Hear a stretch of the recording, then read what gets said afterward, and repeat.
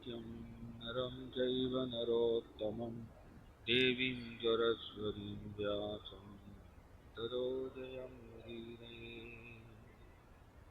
பகவத்கீதை நிறுவில் மொழிபெயர்க்கும் பொருளுரை பயமயமானவர் சுவாமி பிரபுபாதி. அத்தியாயம் 8 பதம் 14. அனன்யசேதா சுததம் யோ மாம் ஸ்மரதி நித்யஜः தஸ்யாஹம் சுலப பார்த்தா நித்யயுக்தஸ்ய யோகினः. அனன்யசேதா சுததம் யோ மாம் ஸ்மரதி நித்யஜः தஸ்யாஹம் சுலப பார்த்தா நித்யயுக்தஸ்ய யோகினः. अनन्यचेदा सददं यो मां स्मरति नित्यशः तस्याहं सुलभपार्था நித்யயுக்தஸ்ய யோகினः. மொழிபெயர்ப்பு. பிரதாவின் மகனே, பிறழாத மனதுடன் என்னை எப்போதும் நினைப்பவும் சுலபமாக என்னை அடைகின்றான். ஏனெனில் அவன் பக்தி தொண்டில் இடையராது ஈடுபட்டுள்ளான். பொருளுரை. களங்கமற்ற பக்தர்களால் அடையப்படும் இறுதி இலக்கு இப்பதத்தில் தெளிவாக விளக்கப்பட்டுள்ளது. இவர்கள் பக்தி யோகத்தின் மூலம் பரமபுருஷ பகவானுக்கு தொண்டு செய்கிறார்கள். 4 விதமான பக்தர்களை முன்பு கண்டோர். துயரத்தில் இருப்போர், கேள்வி உடையோர், உலக லாபங்களை விரும்புவோர் மற்றும் கற்பனையின் தத்துவவாதிகள். மேலும் முக்தி அடைவதற்கான பல்வேறு வழிகளும் விளக்கப்பட்டன. கர்மயோகம், ஞான யோகம் மற்றும் கடயோகம். இந்த யோக வழிமுறைகளின் கொள்கையில் சற்று பக்தியும் உள்ளது. ஆனால் ஞானமோ கர்மமோ கடயோகமோ கலக்காத தூய்மையான பக்தி யோகத்தில் இப்பதம் குறிப்பிடுகிறது. அனன்யசேதாகா என்னும் வார்த்தையில் குறிப்பிடப்பட்டுள்ளது போல, தூய பக்தி யோகத்தில் பக்தன் கிருஷ்ணரை தவிர வேறு எதையும் விரும்புவதில்லை. சொர்க்கலோகங்களுக்கு ஏற்றம் பெறவோ, பிரம்ம ஜோதியுடன் ஒன்றர கலக்கவோ, மோட்சம் பெறவோ, பௌதீக பந்தத்திலிருந்து முக்தி அடையவோ தூய பக்தன் விரும்புவதில்லை. அவன் எதற்கும் ஆசைப்படுவதில்லை. சைத்தன்ய சரித்தாமிரதத்தில் தூய பக்தன் நிஷ்காமா, சுயநலம் ஏதும் இல்லாதவன் என்று வர்ணிக்கப்படுகிறார். பக்குவமான அமைதி அவருக்கு மட்டுமே சொந்தமானது, சுய லாபங்களை விரும்புபவர்களுக்கு அல்ல. கர்மயோகி, ஞானயோகி அல்லது கடயோகியும் தனக்கென்று சொந்த ஆசைகளை கொண்டுள்ளான். ஆனால் பக்குவமான பக்தனும் பரமபுருஷ பகவானை திருப்தி செய்வதை தவிர வேறு எந்த ஆசையும் இல்லாதவர். எனவேதான் தன்னிடம் அசையாத பக்தி உடையவன் தன்னை எளிதில் அடைவதாக கூறுகிறார் பகவான். கிருஷ்ணரின் பல்வேறு ரூபங்களில் ஏதேனும் ஒரு ரூபத்திற்கான பக்தி தொண்டில் தூய பக்தன் எப்போதும் ஈடுபட்டுள்ளான். ராமர், நரசிம்மர் போன்ற பல்வேறு விரிவுகளாகவும் அவதாரங்களாகவும் கிருஷ்ணர் விளங்குகிறார். ஒரு பக்தன் பரமபுருஷரின் இந்த தெய்வீக ரூபங்களில் ஏதேனும் ஒன்றை தேர்ந்தெடுத்து அன்பு துண்டின் மூலம் தனது மனதை அவரின் மீது பதிய வைக்கலாம். அத்தகு பக்தன் மற்ற யோக பயிற்சியாளர்களை தாக்கும் எந்த பிரச்சனையையும் சந்திப்பதில்லை. பக்தி யோகம் மிகவும் எளிதானதும் தூய்மையானதும் பயிற்சி செய்ய சுலபமானதும் ஆகும். ஹரே கிருஷ்ண உச்சாடனத்தின் மூலம் இதனை எளிமையாக தொடங்கலாம். கடவுள் அனைவரின் மீதும் கருணை வாய்ந்தவர். இருப்பினும் நாம் முன்னரே விளக்கியது போல, என்றும் பிறழாது எப்போதும் தனக்கு சேவை செய்யும் பக்தர்களிடம் அவர் தனி கவனம் செலுத்துகிறார்.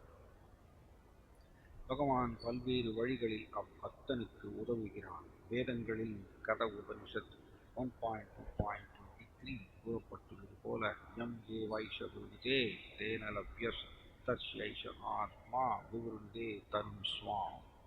எவன் ஒருவன் முழுமையாக சரணடைந்து பரமபுருஷரின் பக்தி தொண்டில் ஈடுபட்டுள்ளானோ அவன் பரமபுருஷரை உண்மையாக புரிந்து கொள்ள முடியும். மேலும் பகவத்கீதையில் 10.10 கூறப்பட்டுள்ளது போல ததாமி புத்தி யோகம் தம், பக்தனுக்கு தேவையான புத்தியினை பகவானே வழங்குகிறார். அதன் மூலம் பக்தனால் பகவானை அவரது ஆன்மீக உலகில் இறுதியாக அடைய முடியும். தூய பக்தனின் விசேஷ குணம் என்னவெனில் இடம் நேரம் கருதாமல் எப்போதும் கிருஷ்ணரை மட்டும் பிறழாது எண்ணிக்கொண்டுள்ளான். இதில் எந்த ஒரு தொல்லையும் இருக்கக்கூடாது. அவன் தனது சேவையை எங்கும் எப்போதும் செயலாற்ற முடியும். பிருந்தாவனம் போன்ற பகவான் வசித்த புண்ணிய ஸ்தலங்களுக்கு சென்று அங்குதான் பக்தன் வாழ வேண்டும் என்று சிலர் கூறுகின்றனர். ஆனால் ஒரு தூய பக்தன் எங்கு வேண்டுமானாலும் வாழ முடியும். அவ்வாறு வாழ்ந்து தனது பக்தி தொண்டின் மூலம் பிருந்தாவனத்தின் சூழ்நிலையை அங்கேயே உருவாக்க முடியும். என் பிரபுவே, தாங்கள் எங்கு உள்ளீரோ அங்கே பிருந்தாவனம் உள்ளது என்று ஸ்ரீ அத்வைதர் பகவான் சைத்தன்யரிடம் கூறியுள்ளார். எப்போதும், தொடர்ந்து அல்லது தினமும் என்று பொருள்படக்கூடிய சததம், நித்யசக ஆகிய வார்த்தைகளில் குறிப்பிடப்பட்டுள்ளதைப் போல தூய பக்தன் எப்போதும் கிருஷ்ணரை நினைத்து அவரை தியானிக்கின்றான். பகவானை எளிதில் அடையக்கூடிய தூய பக்தனின் குணங்கள் இதுவே. பக்தி யோகமே எல்லா முறைகளை விட உயர்ந்த முறையாக கீதையில் பரிந்துரைக்கப்பட்டுள்ளது. பொதுவாக பக்தி யோகிகள் 5 விதத்தில் ஈடுபட்டுள்ளனர். சாந்த பக்தர் பக்தி தொண்டில் சாந்தமாக ஈடுபட்டுள்ளவர். தாஸ்ய பக்தர் பக்தி தொண்டில் சேவகனாக ஈடுபட்டுள்ளவர். சக்கிய பக்தர் நண்பனாக ஈடுபட்டுள்ளவர். வாத்சல்ய பக்தர் பெற்றோராக ஈடுபட்டுள்ளவர். மாதுரிய பக்தர் பரமபுருஷரின் காதலராக ஈடுபட்டுள்ளவர். இத்தகு வழிகளில் ஏதேனும் ஒன்றின் மூலம் முழுமுதற் கடவுளின் திவ்யமான அன்பு தொண்டில் இடையறாது எப்போதும் ஈடுபட்டுள்ள தூய பக்தன் பரமபுருஷரை மறக்க முடியாது என்பதால் அவரை அடைவது அவனுக்கு மிகவும் எளிதாகின்றது. தூய பக்தனால் ஒரு கணம் கூட பரமபுருஷரை மறக்க முடியாது. அதுபோல பகவானாலும் தனது தூய பக்தனை ஒரு கணமும் மறக்க முடியாது. இதுவே ஹரே கிருஷ்ணா கிருஷ்ண கிருஷ்ணா ஹரே ஹரே, ஹரே ராம ராம ராம ஹரே ஹரே என்னும் மகா மந்திரத்தை உச்சரிக்கும் கிருஷ்ண உணர்வு முறையின் மிகச்சிறந்த வரப்பிரசாதம் ஆகும். ஓம் தத் சத்.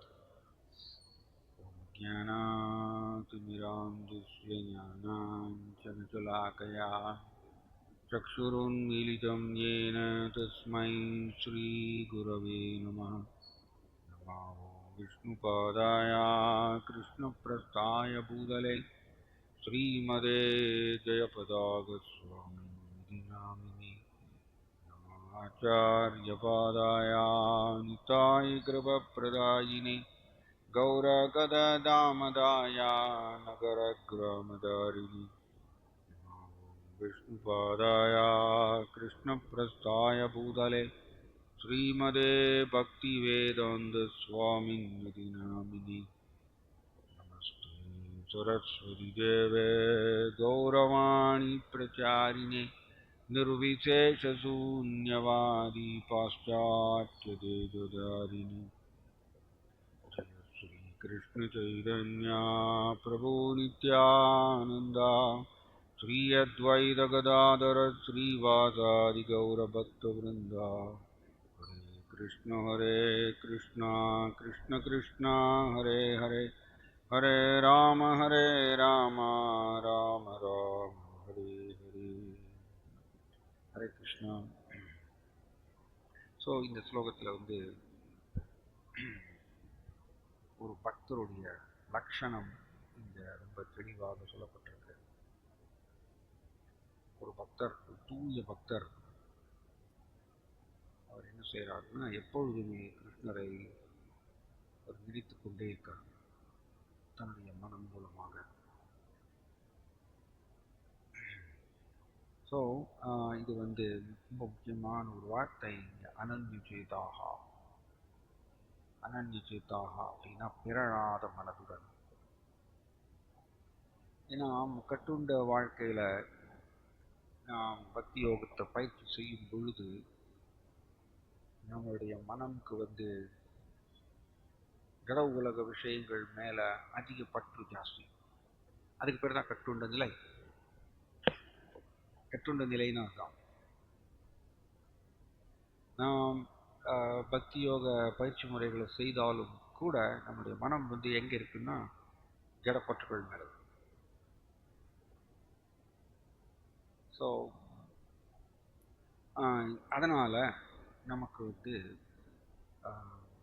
சாதனா அப்படின்னு சொல்கிறது வந்து நோக்கம் என்ன அப்படின்னா, எப்படியாவது மனம் கிருஷ்ணரை நினைக்க வேண்டும். ஏன பிரகாரேன மனகிருஷ்ணர் வேஷியே, மனம் கிருஷ்ணரை நினைக்க வேண்டும். என்ன வேணால் செய்யலாம், எனக்கு ஏன பிரகாரம் எதை வேணால் பயிற்சி செய்யுங்க, பட் ஃபைனலி மனம் கிருஷ்ணரை நினைக்கும் அப்படிங்கிறது சாஸ்திரத்தினுடைய உபதேசம். ஏன்னா நாம் வெளிப்புற ரீதியாக பல பல செயல்களில் ஈடுபடலாம், பட் மனம் கிருஷ்ணரை நினைக்கல அப்படின்னா ஆக்சுவலி நாம் வந்து கிருஷ்ணர் கூட தொடர்பு கொள்ள முடியாது. இதை வந்து நீங்கள் ஈசோபனிஷதத்தில் வந்து ஒரு ஸ்லோகம் வருது, தத்தூரே தத்வந்திகே அப்படின்னு ஒரு ஸ்லோகம். கிருஷ்ணா ரொம்ப தூரத்தில் இருக்கார், அதே சமயத்துக்கு ரொம்ப பக்கத்தில் இருக்கார் அப்படிங்கிறது. இது வந்து ஒரு புதிராக ஒரு விசித்திரமாக. அது எப்படி கிருஷ்ணா ஒரே சமயத்தில் தூரமாக இருக்கார், பக்கத்தில் இருக்கார்? பார்த்தீங்கன்னா கிருஷ்ணா வந்து ஹிருதயத்தில் பரமாத்மாவாக ஆத்மா பக்கத்தில் உட்காந்துருக்கார். பட் அதே சமயத்தில் அவருடைய கற்பனைக்கு எட்டாத சக்தி, நம்மளுடைய கற்பனைக்கு எட்டாத சக்தி என்ன அப்படின்னா, கிருஷ்ணா வந்து ஆத்மா பக்கத்திலேயே பரமாத்மாவை உட்கார்ந்துருந்தாலும் கூட தத்தூரே ரொம்ப தூரமாக இருக்காரு. யாருக்கு? கிருஷ்ணர் வந்து கிருஷ்ணரை எப்பொழுதுமே நினைத்து கொண்டே இருப்பவருக்கு கிருஷ்ணர் ரொம்ப பக்கத்தில் இருக்காரு, தத்வந்திகே.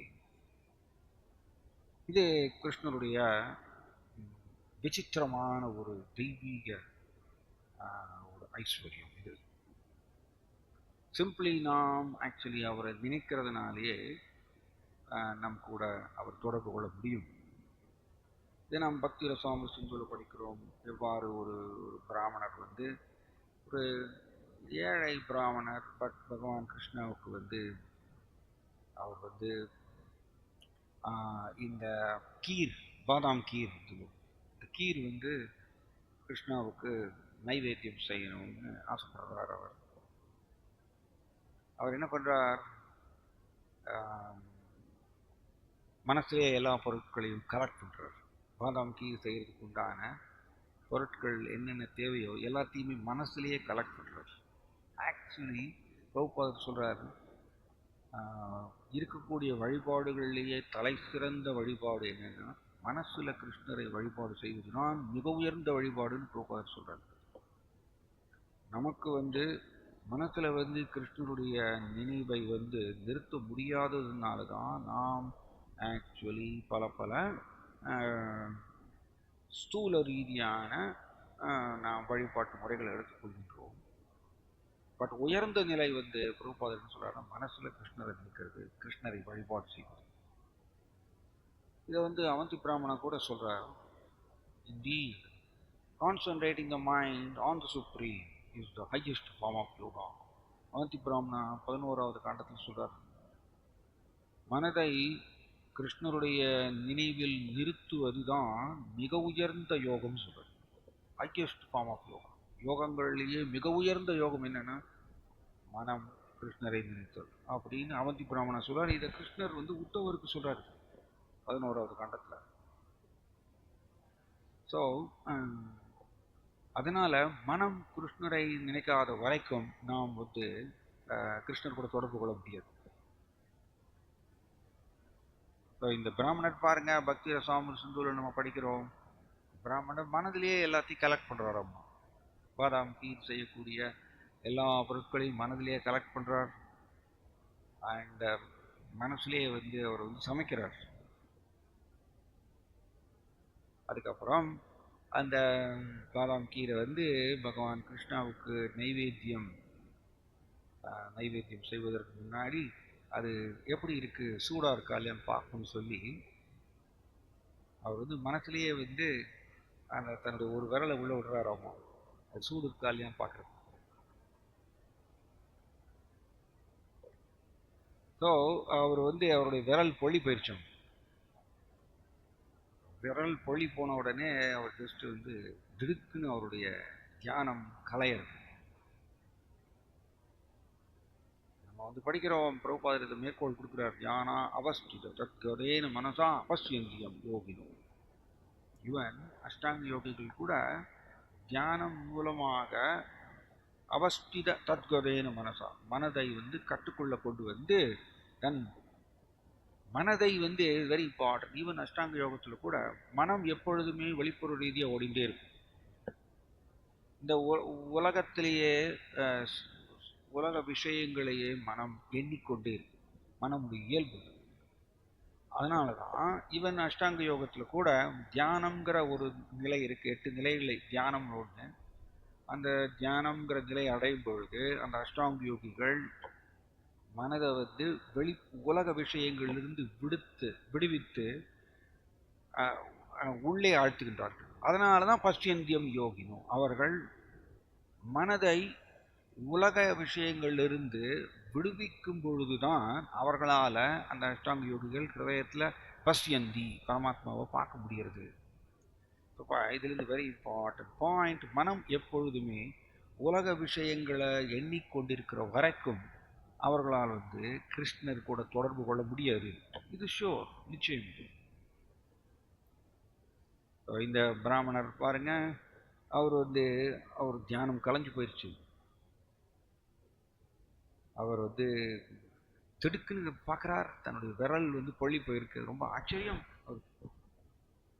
மனத்துல தானே நான் எல்லாமே செய்தேன், பகவானுக்கு இந்த பாதாம் கீர் சமைக்கிறது, எப்படி விரல்ல உண்மையிலேயே வந்து பொள்ளி போயிடுச்சு அப்படின்னு அவர் பார்க்குறாரு, ஆச்சரியமா பார்க்குறாராமா. அண்ட் கிருஷ்ணா வந்து கோலோக பிருந்தாவனத்தில் உட்காந்துட்டு இதை பார்த்துட்டு சிரிக்கிறாரு. அப்படி நாங்கள் பக்தி ரசாமர் சிந்துவில் படிக்கிறோம். ஸோ நாம் வந்து ஸ்ரவணம், கீர்த்தனம், ஸ்மரணம், பலதரப்பட்ட பக்தி தொண்டுகள் எல்லாமே செய்கிறது நோக்கம் என்னன்னா, ஃபைனலி மனம் கிருஷ்ணரை நினைக்க வேண்டும். அதனால தான் ஸ்ரீல ரூப கோஸ்வாமி நமக்கு சொல்லி கொடுத்துருக்கார், ஸ்மர்த்தவ்யகி சததம் விஷ்ணு விஸ்மார்த்தவ்யோ நஜாதுஷே. எப்பொழுதும் கிருஷ்ணரை நினைத்து கொண்டே இருக்க வேண்டும், ஒருபொழுதும் கிருஷ்ணரை மறக்கக்கூடாது. இதுல ஒருத்தர் வந்து கேள்வி கேட்டாங்க, ரெண்டுமே ஒரே உபதேசம் தானுங்க, எப்பொழுதும் கிருஷ்ணரை நினைத்து கொண்டே இருக்க வேண்டும், ஒருபோதும் கிருஷ்ணரை மறக்கக்கூடாதுதான் வித்தியாசம் இருக்கா? ரெண்டு ஒரே உபதேசம் தானே, ஏன் இப்படி ரெண்டு உபதேசமாக ஸ்ரீல ரூப கோஸ்வாமி நம்மளுக்கு கொடுத்துருக்கார் அப்படின்னு ஒரு பக்தரை கிட்ட கேட்டார். அதுக்கு என்ன பதில் அப்படின்னா, ஒரு பொழுதும் கிருஷ்ணரை மறக்கக்கூடாதுங்கிறது வந்து ஏன் வந்து ஸ்ரீல ரூப கோஸ்வாமி குறிப்பிட்டு அதை சொல்றார் அப்படின்னா, நம்மளுடைய மனம் கட்டுண்ட நிலையில ஜட உலக விஷயங்களை எண்ணுவதால் கிருஷ்ணரை மறந்து போயிடுவோம்.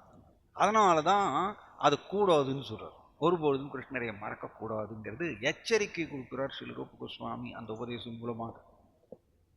இதை வந்து பிரபுபாதனும் வந்து ரொம்ப அருமையாக அதை சொல்றார். நாம் பக்தி யோக பயிற்சி முறைகளை செஞ்சுட்டு இருந்தாலும் நம்முடைய மனம் இந்த உலக விஷயங்களை எண்ணிட்டு இருந்ததுன்னா அது சீக்கிரமா அவரை இழுத்து கொண்டு போயிருமா, பக்தி யோகத்திலிருந்து அவரை வெளியில் கொண்டு போயிடும். ஸோ அதனால தான் ஸ்ரீல ரூப கோஸ்வாமி இந்த மாதிரிய ஒரு குறிப்பிட்ட உபதேசம் கொடுத்துருக்கார், ஒரு பொழுதும் கிருஷ்ணரை மறக்கக்கூடாது, எப்பொழுதும் கிருஷ்ணரை நினைத்து கொண்டே இருக்க வேண்டும்.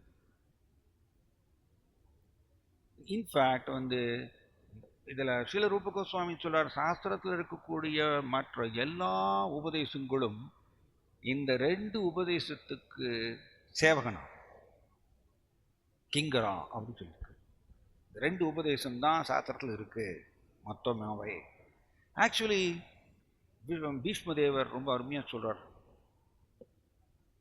ஆலோக்கிய சர்வசாஸ்திராணி விசாரியச்ச புனப்புனக இதமேகம் சுனிஸ்பன்னம் ஏயோ நாராயண சுதா.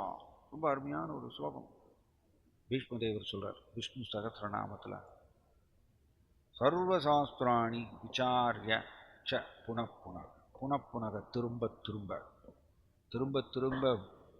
விசாரிய அப்படின்னா என்னதுன்னா ஆராய்ச்சி செய்யறோம், அலசி ஆராய்ந்தாலும். சர்வசாஸ்திராணி எல்லா சாஸ்திரங்களையும் புனக புனக திரும்ப திரும்ப அலசி ஆராய்ந்தாலும் இதம் ஏகம் சுனிஸ்பன்னம். பீஷ்மதேவர் வந்து பக்தியினுடைய அதிகாரி இல்லை, பக்தியினுடைய அதிகாரி. 12 மகாஜனர்கள் அவர் ஒருத்தர். அப்படிப்பட்ட பீஷ்மதேவர் நமக்கு சொல்லிக்கிறார் விஷ்ணு சகஸ்ர நாமத்தில். இதம் ஏகம், எல்லா சாஸ்திரங்களையும் திரும்ப திரும்ப அலசி ஆராய்ந்தாலும் ஒண்ணுதான் சொல்லப்பட்டிருக்கு, ஒரே ஒரு விஷயம் தான் சொல்லப்பட்டிருக்காமா, இதம் ஏக்கம். சுனிஸ்பன்னம், சுனிஸ்பன்னம்னா என்ன? தீர்மானமாக ஒரே ஒரு விஷயம் சொல்லப்பட்டிருக்கு. மொத்த சாஸ்திரங்களை அலசி ஆராய்ந்தாலும் அது என்னது அப்படின்னா, ஜெயோ நாராயண சதா, சதா எப்பொழுதும் கிருஷ்ணரை நினைத்து கொண்டே இருக்க வேண்டும். ஜெயா. இதை நம்ம புருஷ சுத்தத்தில் கூட நம்ம பகவானுக்கு அபிஷேகம் செய்யும்பொழுது புருஷ சுத்தம் படிப்போம். அந்த புருஷ சுத்தத்தில் ஒரு ஸ்லோகம் வருது, ஒரு லைன் வருது, நாராயண பரோ தியாதா தியானம் நாராயண பரஹ அப்படிங்கிறது ஒரு லைன் வருது புருஷ சுத்தத்தில். நாராயண பரோ தியாதா தியானம் நாராயண பரஹ அப்படின்னு என்னதுன்னா, தியானம் நாராயண பரஹ, கிருஷ்ணரை தியானிப்பது, கிருஷ்ணரை நினைப்பது தான் மிக உயர்ந்தது அப்படின்ற. பரோத்யாதா மிக உயர்ந்த தியானம், மிக உயர்ந்த தியானம். எஸ், பலதரப்பட்ட தியானங்கள் இருக்கு. இது பார்த்தீங்கன்னா அருபவாதிகள் அவர்கள் இந்த பிரம்ம ஜோதியை அடையணும்னு சொல்லிட்டு அதையவே நினைச்சுட்டு இருப்பாங்க இல்லையா? ஸோ ஒவ்வொருத்தரும் பலதரப்பட்ட தியானங்கள். ஆனால் புருஷ சுத்தத்தில் என்ன சொல்லப்பட்டிருக்கு? நாராயண பரோத்யாதா, கிருஷ்ணரை தியானிப்பதுதான் மிக உயர்ந்த தியானம் அப்படின்னு சொல்லப்பட்டிருக்கு. அதனால நம்மளோட வாழ்க்கையை அப்படி அமைத்து கொள்ள வேண்டும், கிருஷ்ணரை நினைக்குமாறு. ஆக்சுவலி நீங்க பார்த்தீங்கன்னா இந்த விப்ரலம்ப பாவம்னு சொல்லுவோம். பிரபுபாதர் இதை சைத்தன்ய சரித்தாமத்தில் எழுதியிருக்கார். விப்ரலம்ப பாவம்னா கிருஷ்ணருடைய பிரிவில் இயங்குதல். கிருஷ்ணருடைய பிரிவில் இயங்குதல்ங்கிறது அந்த நிலை என்ன அப்படின்னு கேட்டிங்கன்னா, அந்த பக்தர் கிருஷ்ணரை ரொம்ப தீவிரமாக தியானிக்கிறார், அவ்வளோதான், வேற ஒன்றும் இல்லை. விப்ரலம்ப பாவம்ங்கிறது நம்ம அது ஏதோ நம்மளால் அடைய முடியாதுன்னு நினைக்க வேண்டாம். அந்த நிலையில் என்ன நடக்கிறதுனா, அந்த பக்தர் 24 hours கிருஷ்ணரை நினைச்சுட்டே இருப்பார். சிம்பிளி கிருஷ்ணரை இடைவிடாமல் நினைச்சுட்டே இருப்பார். இதுதான் விப்ரலம்ப பாவத்தினுடைய லட்சணம். அது இயல்பாக நடக்குமாமா. விப்ரலம்ப பாவத்தில் ஒரு பக்தர் கிருஷ்ணர் மேல இருக்கக்கூடிய அன்பினால இடைவிடாமல் கிருஷ்ணரை நினைத்து கொண்டே இருப்பார். இது இம்பார்ட்டன்ட் பாயிண்ட். பாருங்க, சாதனால நம்மளுடைய மனம் கிருஷ்ணரை நினைக்க மாட்டேங்கிறது. நம்மளுடைய மனம் இந்த உலக விஷயங்களையே நினைச்சுட்டே இருக்கு. பாருங்க, ஆக்சுவலி நம்ம குரு மகாராஜ் ரொம்ப அருமையாக சொல்லுவார். எப்படின்னா, மாமரத்தில் மாங்காய் இருக்கு. அந்த மாங்காய் புளிக்கும். அதே மாங்காய் மாமரத்துக்குள்ளேயே ஒட்டியே இருக்கும் பொழுது நாளடைவில் அது பழுத்த பழமாக மாறுறது, ரொம்ப இனிப்பாக இருக்கக்கூடிய பழுத்த பழமாக மாறுறது. புதுசாக ஒரு மாம்பழம் அங்கே உருவாகிறது இல்லை, ஏற்கனவே இருக்கக்கூடிய அந்த மாங்காய் தான் மாம்பழமாக மாறுறது. இது குரு மகாராஜ் ரொம்ப அருமையாக சொல்லுவார். அதே மாதிரியா இது பாருங்க, விப்ரலம்ப பாவத்தில் இருக்கக்கூடிய ஒரு பக்தர் கிருஷ்ணர் மேல இருக்கக்கூடிய அன்புனால, பிரேமையினால எப்பொழுதுமே கிருஷ்ணரை நினைச்சுட்டே இருக்காரமா. அது இயல்பா நடக்குமா. எப்படி மீன் தண்ணீர் இல்லாம வாழ முடியாதோ, அந்த மாதிரியா இந்த விப்ரலம்ப பாவத்தில் இருக்கக்கூடிய ஒரு பக்தருக்கு கிருஷ்ணருடைய நினைவு இல்லாமல் இருக்க முடியாது. அவரால் கிருஷ்ணருடைய நினைவு இல்லாமல் அவரால் ஒரு க்ஷணம் கூட வாழ முடியாதான். அது மாம்பழம் மாதிரியா. இப்ப பாருங்க, நம்மளுடைய நிலை எப்படின்னா மாங்காய் மாதிரியா. நம்மளால நம்மளுடைய மனம் கிருஷ்ணரை நினைக்காது. இயல்பாக நினைக்குமா? கிருஷ்ணரை நினைக்காது. அதுக்கு பேர் தான் சாதனா. சாதனா அப்படின்னா என்னன்னா, எனக்கு பிடிக்காத ஒன்றை, என்னுடைய மனசுக்கு பிடிக்காத ஒன்றை வலுக்கட்டாயமாக பயிற்சி செய்வது, ஒரு உயர்ந்த நோக்கத்தை அடைவதற்கோசரம், ஒரு உயர்ந்த இலக்கை அடைவதற்கோசரம் வலுக்கட்டாயமாக பயிற்சி செய்வது, அதுக்கு பேர் தான் சாதனா. ஸோ என்னுடைய மனம் கிருஷ்ணரை கட்டுண்ட நிலையில் கிருஷ்ணரை நினைக்காது. அது இந்த உலக விஷயங்களை திரும்ப திரும்ப நினச்சிட்டே தான் இருக்கும். ஓகே, மனமுக்கு உலக விஷயங்களை நினைக்கிறது அதுக்கு இயல்பாக நடக்கிறது. இப்போ பாருங்க, கட்டுண்ட நிலையில் இருக்கக்கூடிய கட்டுண்ட நிலையில் இருக்கக்கூடிய ஒரு பக்தி யோக பயிற்சி முறையை செய்யக்கூடிய ஒரு பக்தர் கூட அவருடைய மனம் இயல்பாக எதை நினைக்கிறது? ஜட உலக விஷயங்களை தான் நினைக்கும். ஆனால் விப்ரலம்ப பாவத்தில் இருக்கக்கூடிய பக்தருடைய மனம் இயல்பாக கிருஷ்ணரையே நினச்சிட்டே இருக்கும். இதனால தான் மாங்காய் மாம்பழம். ஸோ அப்போ சாதன பக்தி அப்படிங்கிறது அதில் நம்மளுடைய மனமும் கிருஷ்ணருடைய நினைவில் நிறுத்த வேண்டும். Important point. ஏன் அப்படின்னா, புலன்களில் மிக உயர்ந்த புலன் எதுன்னு கேட்டிங்கன்னா மனம்.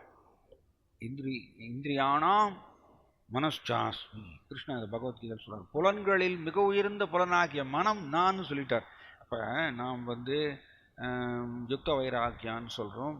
யுக்த வைராக்கியம் எல்லாவற்றையும் கிருஷ்ணனுடைய சேவையில் ஈடுபடுத்துதல் அப்படிங்கிறது தான் நம்ம படிக்கிறோம்.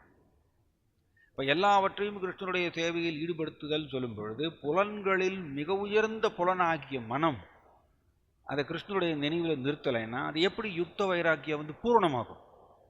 யுக்த வைராக்கியம் பூரணமாகாது. இன்ஃபேக்ட் ராதேஷாம் பிரபு சொல்வார் எப்படின்னா, mind is the centre of all the senses. எல்லா புலன்களுடைய மையம் மனம்தான். இப்போ மனம் கிருஷ்ணரை நினைத்தால் மற்ற புலன்கள் தானாக கட்டுக்குள்ள வரும். மனம் கிருஷ்ணரை நினைக்காம மற்ற புலன்கள் எல்லாத்தையுமே நம்ம பயன்படுத்தினாலும் கூட மனம் இழுத்துட்டு போயிருவோம். இதை நம்ம பகவத்கீதாவில் படிக்கிறோம். ஒரு புலன் நாம் கிருஷ்ணனுடைய சேவையில் ஈடுபடுத்தலைன்னா அந்த ஒரு புலன் மூலமாக மாயா உள்ள நுழைந்து மற்ற எல்லா புலன்களையும் ஆக்கிரமிப்பு செஞ்சிருவோம். அப்போ புலன்களில் மிக உயர்ந்த புலனாகிய மனம் அதை நம்ம கிருஷ்ணருடைய நினைவில் நிறுத்தலைன்னா அப்புறம் எப்படி நாம் பக்தி யோகத்தில் நிலைத்து நிற்க முடியும்? அது இழுத்துட்டு போயிடும். ரீசெண்டாக ஒரு கிளாஸில் டிஸ்கஸ் பண்ணிகிட்டு இருந்தோம். என்னென்னா, இந்த சலபேகாவை பற்றி டிஸ்கஸ் பண்ணிகிட்டு இருந்தோம். சலபேகா இந்த பாருங்கள், கிருஷ்ணரை மனதில் நினைப்பதுங்கிறது யார் வேணால் செய்யலாம். எல்லாருக்கும் கிருஷ்ணன் மனம் கொடுத்துருக்கார் இல்லையா? எல்லாருக்கும் உடல் பெற்ற ஜீவாத்மா அத்தனை பேருக்குமே மனம் இருக்குது. ஸோ மனம் நாம் மனமுடைய வேலை எண்ணங்களை உருவாக்குதல். ஸோ எண்ணங்களை நாம் கிருஷ்ணருடைய எண்ணமாக நிறுத்தினால் தென் மற்ற எண்ணங்கள் உருவாகாது. ஆனால் இது மற்ற ஆன்மீகங்கிற போர்வையில் இருக்கக்கூடிய பல மனிதர்கள் பார்த்தீங்கன்னா மனசில் வரக்கூடிய எண்ணங்களை கட்டுப்படுத்தணும்னு சொல்லிட்டு பல விதத்தில் முயற்சி பண்ணுறாங்க. ஆனால் எத்தனை முயற்சி பண்ணாலும் ஒரு இடத்துல நான் படித்தேன் எப்படின்னா, மனம் ஒரு நாளைக்கு 50,000 எண்ணங்கள் உருவாக்குது. எவ்வளோ எண்ணங்கள்? 50,000 எண்ணங்கள். எல்லாமே இந்த உலகம் சார்ந்த எண்ணங்கள். 50,000 எண்ணங்கள் உருவாக்குறதாமா. அதை எப்படி நீங்கள் வேறு எந்த ஒரு முறையை போட்டாலும் அதுவும் உலகம் சார்ந்த எண்ணங்களாக தான் இருக்கும். கிருஷ்ணரை நினைப்பது, கிருஷ்ணர் தெய்வீகமானவர், முக்குணங்களை தாண்டியவர், நிர்குணம் குணபோக்திருச்ச, அவர் சுத்த சத்பத்து குணத்தில் இருப்பவர் இல்லையா, தெய்வீகமானவர். அப்போ அவரை நினைக்கும் பொழுது இந்த மனதை பயன்படுத்தி கிருஷ்ணரை நினைக்கும் பொழுது மட்டும்தான் அது தெய்வீகமாக மாறுவதற்கு வாய்ப்பு உண்டு. மனம் தெய்வீகத்தில் லயிக்க முடியும். கிருஷ்ணரை நினைத்தால் மட்டும்தான். கிருஷ்ணரை நினைக்காம எத்தனை ஒருத்தர் சொல்கிறார், மனம் ரொம்ப தொந்தரவு அடையுதுங்களா? ரொம்ப தொந்தரவு அடையுதுன்னா நீங்கள் 20லிருந்து நம்பரை வரிசையாக பின்னாடி சொல்லிட்டு வாங்க. இதெல்லாம் ரொம்ப சிக்காது. 20, 19, 18, 17 இதை மனசில் நினைங்க, தலைகீழ நினைங்க அப்படிங்கிற ஐடியாலாம் கொடுக்குறாங்க. இதெல்லாம் ஏன்னா அது எவ்வளோ நேரம் பண்ண முடியும்? ஏன்னா அது 50,000 எண்ணங்கள் உருவாக்குறது ஒரு நாளைக்கு. 50,000 ஜட ரீதியான எண்ணங்களை உருவாக்குறது அவ்வளோ கெப்பாசிட்டி நம்ம மனமுக்கு. அதை மாற்றி அமைக்கணும்னா ஒரே வழி என்னென்னா, தெய்வீகமான புருஷராகிய கிருஷ்ணா இல்லையா, அவரை மனம் வந்து நினைக்கும் பொழுது மட்டும்தான் மனமும் தெய்வீகத்தில் லயிக்க முடியும். அப்பதான் இந்த 50,000 ஜட ரீதியான எண்ணங்களை மாற்றி அமைக்க முடியும். இதை விட்டுட்டு வேற எந்த முறையில் ட்ரை பண்ணாலும், முயற்சி பண்ணாலும், அது ஜட ரீதியான எண்ணத்தில் தான் நம்ம ஆழ்ந்திருப்போம். அண்ட் அது வந்து ஜட ரீதியான செயல்களை நம்மளை சிக்க வச்சிடும். மனமுடைய ஆயுதம் என்னன்னு கேட்டிங்கன்னா எண்ணங்கள் தான் அதனோட ஆயுதம். அதனால் எண்ணங்களை கிருஷ்ணரை நினைக்க வேண்டும், கிருஷ்ணரை நினைக்கிறதுக்கு பழக்கம். அப்போ அந்த ஆயுதம் நம்மளை தொந்தரவு பண்ணார். ஸோ இந்த சலபேகா பாருங்க, அவர் எப்படி இருக்கார் பாரு. அவரும் வந்து ஆக்சுவலி முஸ்லீம் குடும்பத்தில் பிறந்த ஒரு நபர். சுருக்கமாக அவருடைய ஸ்மரணம் பாருங்க, அவருடைய ஸ்மரணம் எவ்வளவு ஆழமானது. இந்த சலபேகா வந்து அவருடைய அப்பா வந்து லால் பேகான்னு சொல்கிறோம். இந்த லால் பேகா வந்து இந்த டெல்லியில் வந்து 17ஆம் நூற்றாண்டில் டெல்லியில் வந்து ஜஹாங்கீர் தான் ஆட்சி புரிஞ்சிட்டு இருந்தார். ஜஹாங்கீர் முஸ்லீம் ராஜ்யம். அப்போ இந்த டெல்லியில் இருக்கக்கூடிய ஜஹாங்கீருக்கு வந்து என்னென்னா ஒரு பயம் என்னென்னா, பூரியில் வந்து ஜெகநாதரை சுற்றி ஒரு பக்தர் சமூகம் இருக்குது. அவர்கள் எல்லோருமே ஜெகநாதர் மேலே அவ்வளவு அட்டாச்மெண்ட்டாக இருக்காங்க. இது வந்து ஜஹாங்கீருக்கு ஒரே பயமாக இருக்குது.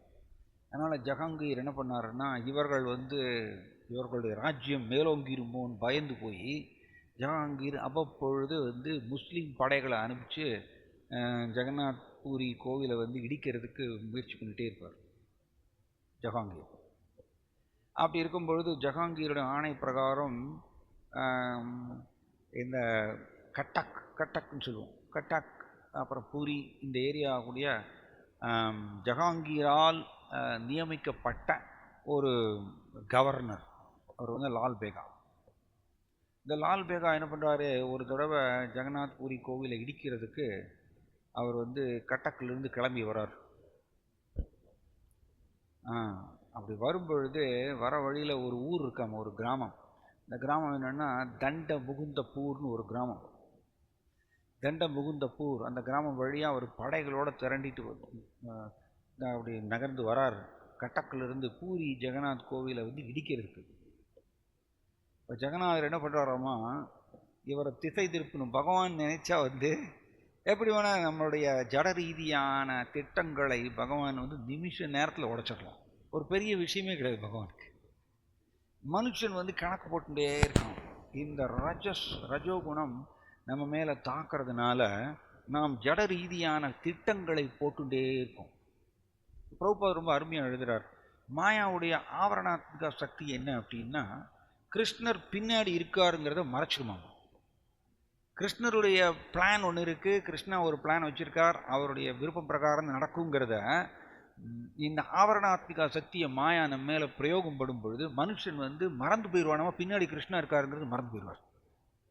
பின்னாடி கிருஷ்ணா இருக்காருங்கிறது மறந்து போயிட்டு தன்னுடைய திட்டங்கள்னால சாதிக்கலாம்னு நினைப்பாராம். இதுக்கு பேர் தான் ரஜஸுடைய செயல்பாடு. இப்படி தான் சத்மாவுடைய செயல்பாடு அப்படி இல்லை. சத்மகுணத்தில் இருப்பவர் வந்து பின்னாடி கிருஷ்ணர் இருப்பதை எப்பொழுதும் பார்ப்பாராம். அவர் தெளிவாக இருப்பாராம், அவருடைய சிந்தனை அப்படி இருக்கும். அதனால் அவர் கிருஷ்ணரை சார்ந்து வாழ்க்கை நடத்துவார், எப்பொழுது கிருஷ்ணனுடைய நினைவிலேயே இருப்பார். அது சத்வகுணம்.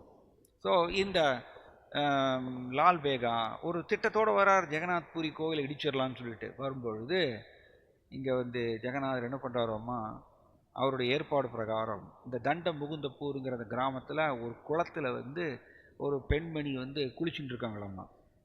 அந்த பெண்மணி வந்து அவங்க பேர் லலிதான்னு பேர். இந்த பெண்மணி வந்து ஒரு இளம் விதவை. அந்த காலத்திலே சின்ன வயசுலேயே கல்யாணம் பண்ணிடுவாங்க.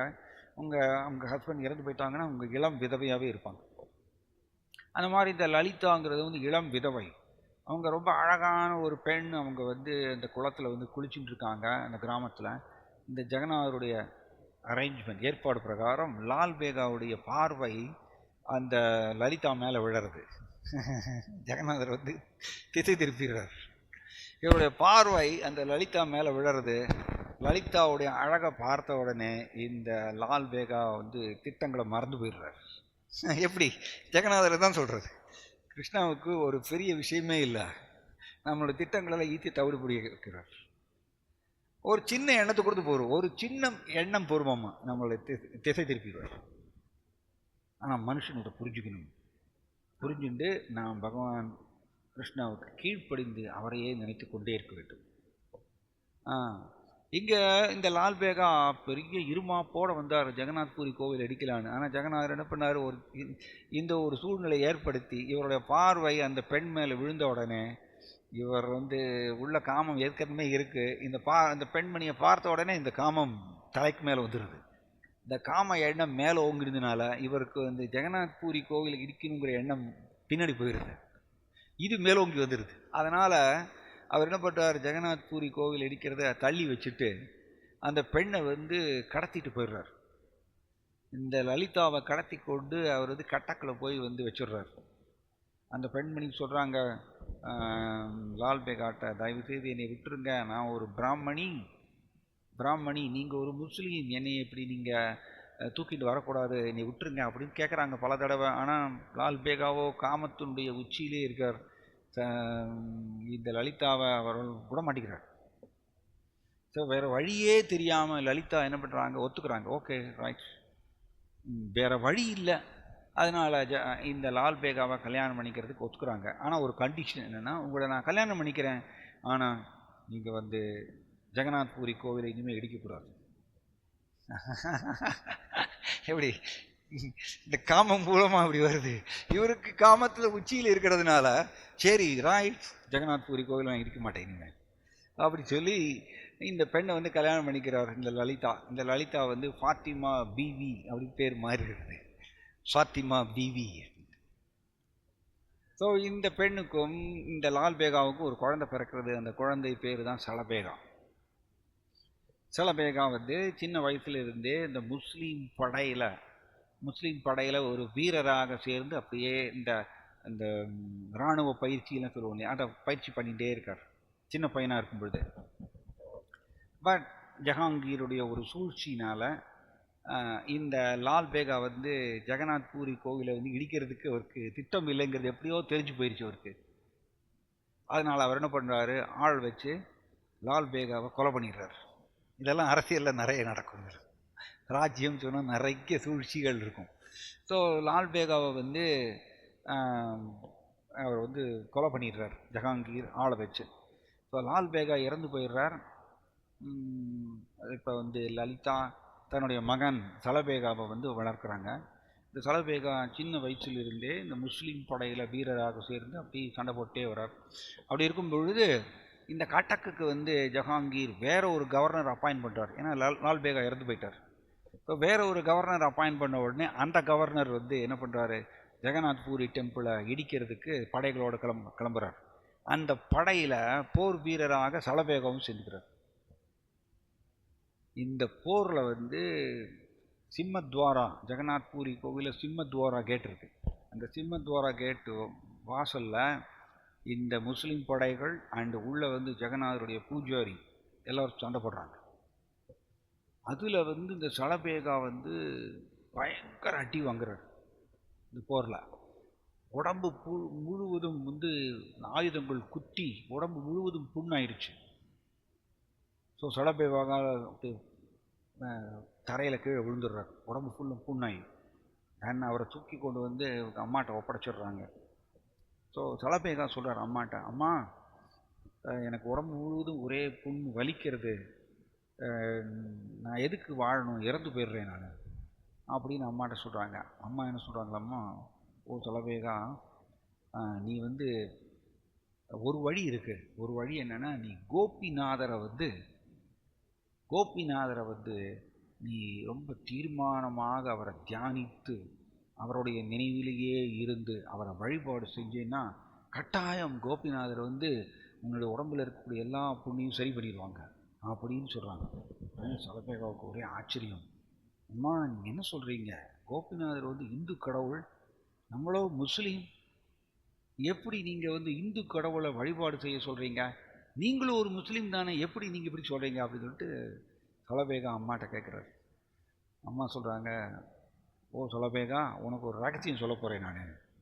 என்ன ரகசியம்னா, நான் முஸ்லீம் இல்லை, நான் ஒரு பிராமணி. என் பேர் வந்து லலிதா. உங்கள் அப்பா இந்த மாதிரியை கடத்தி கொண்டு வந்து என்னை கல்யாணம் பண்ணிட்டாரு. ரகசியத்தை சொல்கிறாங்க. அப்படி சொல்லும் பொழுது இந்த லலிதா வந்து அழறாங்க. இந்த மாதிரி அப்பா என்னை வலுக்கட்டாயமாக இப்படி கடத்தி கொண்டு வந்து திருமணம் செஞ்சார் சொல்லிட்டு அந்த ரகசியத்தை சொன்ன உடனே சலபேகா வந்து தீர்மானம் பண்ணுறார். ஓகே அம்மா, நீங்கள் உங்கள் வயிற்றில் வந்த குழந்தை நான், நீங்கள் என்ன சொல்கிறீங்களோ நான் செய்கிறேன். இந்த கோபிநாதர் எப்படி இருப்பார் சொல்லுங்க அப்படின்னு கேட்குறாரு. ஏன்னா சலபேகாவுக்கு தெரியாது, கோபிநாதர் யாருன்னு தெரியாது, அவர் எப்படி இருப்பார், எங்கே இருப்பார், அவருடைய அழகு என்ன எதுவும் தெரியாது. ஸோ லலிதா எல்லாம் சொல்லிக் கொடுக்குறாங்க. கோபிநாதர் வந்து விருந்தாவனத்தில் இருக்கார். அவருடைய அம்மா பெயர் யசோதா மாதா, அப்பா பெயர் நந்த மகாராஜா. அவர் தலையில் மைத்தியில் வச்சுட்டு இருக்கார். அவர் புல்லாங்குழல் ஊதின்னு இருக்கார். அவருடைய கலர் வந்து கருநீல கலர், ரொம்ப அழகான ரூபம். இப்படியெல்லாம் வர்ணிக்கிறாங்க பிருந்தாவனத்தில். எப்படி அவர் வந்து கவர்ச்சிகரமான புன்னகையோடு தன்னுடைய அன்பு கலந்த பக்தர்கள் கூட எப்பொழுதுமே பிருந்தாவனத்தில் லீலைகள் செஞ்சுட்டே இருக்கார். அவருடைய கண்கள் தாமரை போன்ற அழகான கண்கள். இப்படி கோபிநாதருடைய ஃபுல் அவருடைய அழகு, அவருடைய லீலைகள், அவருடைய ரூபம், அவருடைய அம்மா அப்பா, அவருடைய பிருந்தாவனம் எல்லாமே வந்து இந்த லலிதா வந்து சொல்லி கொடுக்குறாங்க. இங்கே பாருங்க, சலபேகா வந்து அது வரைக்கும் ஜெகநாத் பூரி டெம்பிளை இடிக்கிறதுக்கு படைகளில் சேர்த்து சண்டை போட்டிருக்கார். ஆனால் பகவான் கிருஷ்ணா பாருங்க, ரொம்ப ரொம்ப கருணை உள்ளவர் கிருஷ்ணா. ஏன்னா பிரபுபாதரோட எழுதுகிறார் பாகவதத்தில், கிருஷ்ணா வந்து தன்னுடைய அவர் வந்து எல்லா ஜீவராசிகள் மேலேயும் கருணை செலுத்துகிறாராம். அவர் நாஸ்திகவாதி மேலே கூடயும் கிருஷ்ணா வந்து கருணை செலுத்துகிறாராம். கிருஷ்ணன் யாரையுமே அவரால் வெறுக்க முடியாதாம். அதுக்கு பேர் தான் முக்குணங்களை தாண்டி இருப்பவர் அப்படின்னு அர்த்தம். அவருக்கு இந்த முக்குணங்களில் சிக்கி இருக்கும் பொழுது தான் விருப்பு வெறுப்பு, வேண்டியவர் வேண்டாதவர் இதெல்லாம் வந்துட்டே இருக்கும். ஆனால் கிருஷ்ணாவோ முக்குணங்களுக்கு எஜமானர். அதனால் அவருக்கு இவர் நாசிகவாதி, இவர் பக்தர் அப்படிங்கிற வேறுபாடெல்லாம் கிடையாது. எல்லோரையும் அவர் நேசிக்கிறாராம்.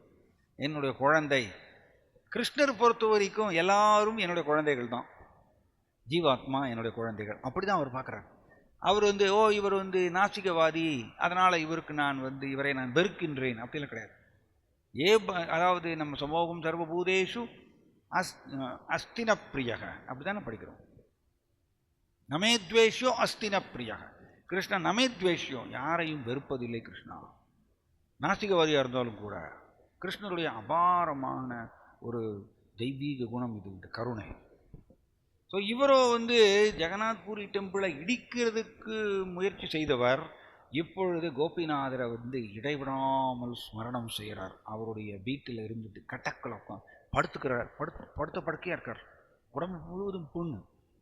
அப்போ அவர் சொல்கிறார் சலபேகா அம்மாட்ட, அம்மா 12 நாட்கள் நான் வந்து கோபிநாதரை நீங்கள் சொன்ன மாதிரியே நான் தியானிக்கிறேன், மனசில் தியானிச்சுட்டே இருக்கேன். பாருங்க, கிருஷ்ணரை ஸ்மரணம் செய்வதற்கு விதிமுறைகள் கிடையாது. பாருங்க, நீங்கள் ஸ்ரீ சைத்தன்ய மகாபிரபு எப்படி சொல்லிக்கிறார் பாருங்க, தத்ரார்பிதா நியமிதா ஸ்மரணேன காலா. அப்படி இந்த லைனை வந்து கிளீனாக கவனிக்கணும், ஒவ்வொரு வார்த்தையும். ஸ்மரணேன காலா, கிருஷ்ணரை நினைப்பதற்கு ஸ்மரணே.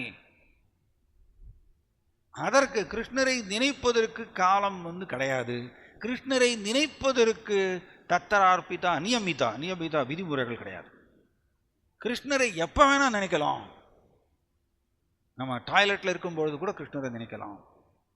நம்ம நைட்டு தூங்கிட்டு இருக்கோம், தூக்கம் வரலையா, பெட்டில் நீங்கள் படுத்துட்டே கிருஷ்ணரை நினைக்கலாம். கிருஷ்ணரை நினைப்பதற்கு காலம். அப்படிதான் வந்து 6th அஷ்டகத்தில் படிக்கிறோம். காலம் வந்து ஒரு தடை கிடையாது கிருஷ்ணரை நினைப்பதற்கு. அதனால தான் யஸ்மரே புண்டரீகாட்சம், கிருஷ்ணரை நினைச்சாச்சுன்னா உடனே அவர் பாவசம் சுத்திர், தன்னுடைய இருப்பை தூய்மைப்படுத்தி கொள்கின்றார். கிருஷ்ணரை ஸ்மரணம் பண்ணும்போது இருப்பை தூய்மைப்படுத்தி கொள்ளுதல்னா தன்னுடைய உணர்வு தூய்மை அடைகின்றது கிருஷ்ணரை நினைக்கும் பொழுது. அதனால கிருஷ்ணரை நினைப்பதற்கு எந்த விதிமுறைகளும் கிடையாது. எங்க வேணா எப்ப வேணா நினைக்கலாம். அந்த கிருஷ்ணா அந்த மாதிரி ஏற்பாடு பண்ணியிருக்கார்.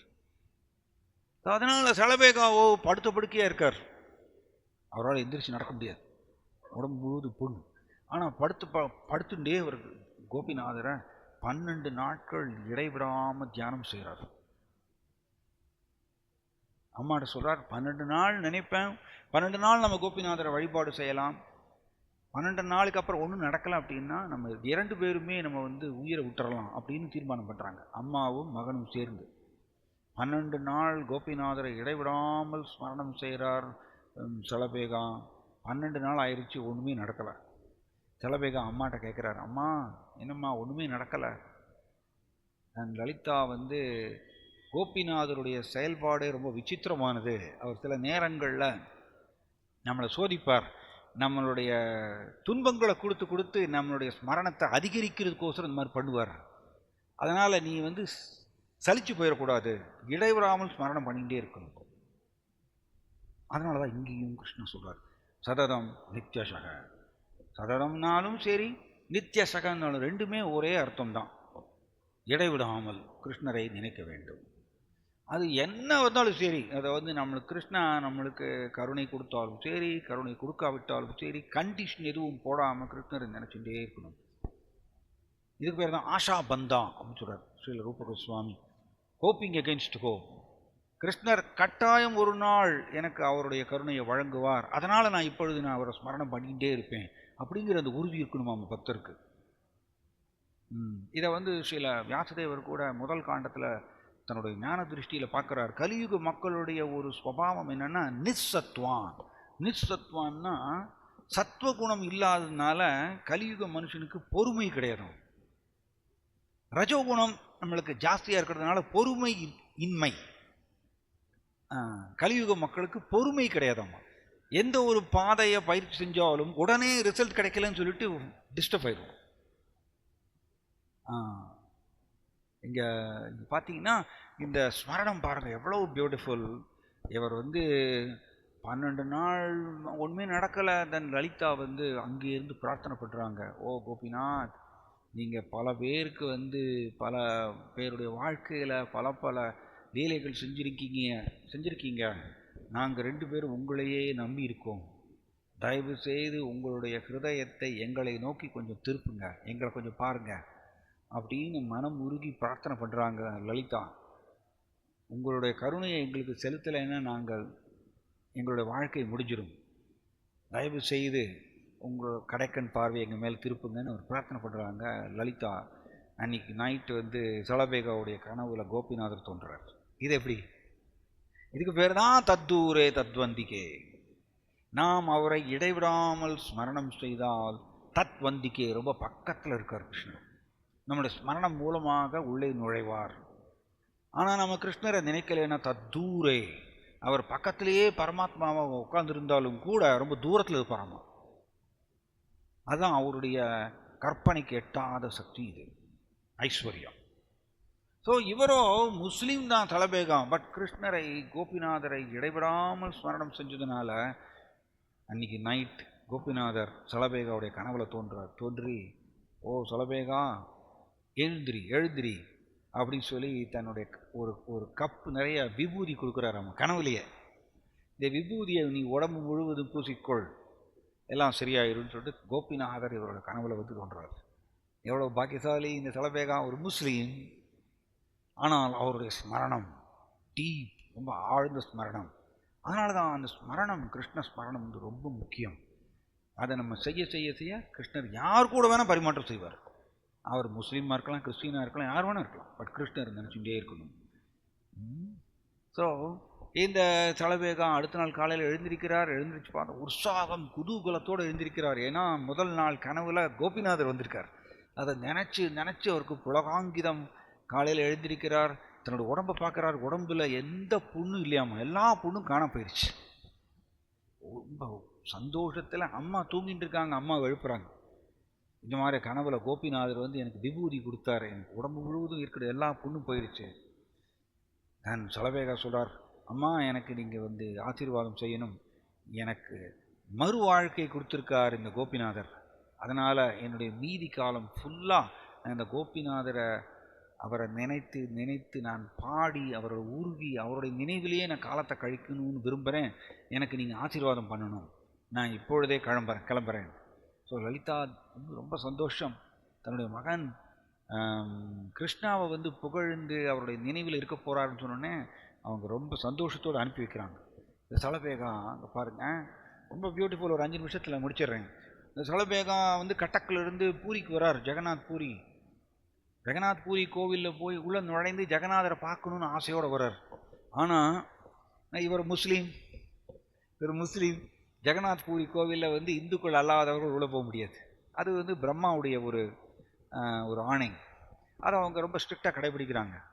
சலபேகா கேட்குறார், நான் இப்பொழுது ஜெகநாதரை தரிசனம் பண்ண வந்திருக்கேன், தயவு செய்து என்னை நீங்கள் விடுங்கள், உள்ளே போய் நான் பார்த்துட்டு வந்துடுறேன். தன் பூஜாரிஸ்லாம் சொல்கிறாங்க, நோ நீ ஒரு முஸ்லீம், நீ உள்ளே போக முடியாது. ஸோ இவர் என்ன பண்ணுறார், ரோட்லேயே உட்காந்துக்கிறாரம்மா. ரோட்லேயே உட்காந்துட்டு ஜெகநாதர் மேலே கிருஷ்ணர் பிரிந்திருக்கக்கூடிய பல பல பாடல்கள் பாடுறாராம்மா. அவருடைய பாடல்கள் ஒரிஸ்ஸாவில் ரொம்ப ஃபேமஸ் சலபேகாவுடைய பாடல். அதனால தான் அவருக்கு ஒரு பட்டமே வந்ததாமா, பக்த கவி சலபேகா அப்படின்னு ஒரு பட்டம் வந்ததாம், பக்த கவி. ஏன்னா ஒரு முஸ்லீமாக இருந்தாலும் கூட பாருங்க, பக்த கவி. அவருடைய பாடல் ரோட்டில் உட்காந்துட்டு 1 வருஷம் பாடுறாராம்மா. பிருந்தாவனத்தில் இருக்கக்கூடிய ஷியாமசுந்தர கிருஷ்ணா கோபிநாத் அவரை நினச்சி பிரிவில் பாடுறாராம். அவரோட பாடல்கள் எல்லாமே பிரிவில் துணிக்கக்கூடிய பாடலாம். கிருஷ்ணர்கிட்டருந்து பிரிவில் இயங்கக்கூடிய அந்த மனப்பான்மை, அதை துணிக்கக்கூடிய பாடலாம். எல்லாமே அப்படிதான். இப்படி 1 வருஷம் அவர் உட்காந்து ரோட்டில் உட்காந்து பாடிகிட்டே இருக்காராமா ஜெகநாதரை பார்க்கணும்னு சொல்லி. அதுக்கப்புறம் அவர் ஒரு பாடல் எழுதுகிறார். ஓ ஜெகநாத், நீங்கள் எனக்கு பர்மிஷன் கொடுங்க, நான் இங்கேருந்து நான் பிருந்தாவனம் கிளம்புறேன்னு சொல்லி பிருந்தாவனம் போகிறார். பிருந்தாவனத்தில் போய் கிருஷ்ணர் லீலைகள் செய்த இடங்களை எல்லாம் அங்கே போய் தரிசனம் செய்து அங்கே நிறைய பாடல்கள் எழுதுகிறார். கிருஷ்ணனுடைய பிரிவில் எல்லா பாடல்களும் அப்படி தானம்மா. சலபேகாவுடைய அத்தனை பாடல்களுமே பிரிவில் இயங்கக்கூடிய பாடல் தானே. அது ஒரிஸ்ஸாவில் ரொம்ப புகழ் வாய்ந்ததாம். ஸோ அப்படி இருக்கும்போது ஒரு நாள் அவருக்கு எண்ணம் ஒரு எண்ணம் என்னன்னா, ஓ இப்போ ஜெகநாதர் ரத யாத்திரை நடக்குமே, ஜெகநாதர் தேரில் வெளியில் வருவார், அப்போ தேரில் வரும்பொழுது ரோட்டில் நின்று நான் பார்க்கலாமே, கோவிலுக்குள்ளே தான் என்னால் போக முடியாது, பட் ஜெகநாதரை ரோட்டில் பார்க்கலாமே தேரில் அப்படின்னு ஒரு எண்ணம் வர்றது. அண்ட் யோசித்து பார்க்குறார், இவர் எங்கே உட்காந்துருக்கார், பிருந்தாவனத்துலேருந்து பூரி 1500 கிலோமீட்டர். எவ்வளவு? 1500 கிலோமீட்டர். அந்த காலத்தில் 17ஆம் நூற்றாண்டில் வண்டியெல்லாம் கிடையாது, நடந்து தான் போகணும். ஸோ இவர் சலபேகா நினைக்கிறார், ஓ ஜெகநாதருடைய ரத யாத்திரா இப்போ நடக்க போகிறது, நான் அவரை தரிசனம் செய்யலாம் ரோட்டில் இருந்து அப்படின்னு ஆசை. ஆனால் நான் நடந்து போகிறதுக்குள்ளே 1500 கிலோமீட்டர் நடந்து போகிறதுக்குள்ளே ஜெகநாதருடைய தேர் திருவிழா முடிந்து ஜெகநாதர் கோவிலுக்குள்ளே போயிடுவார்.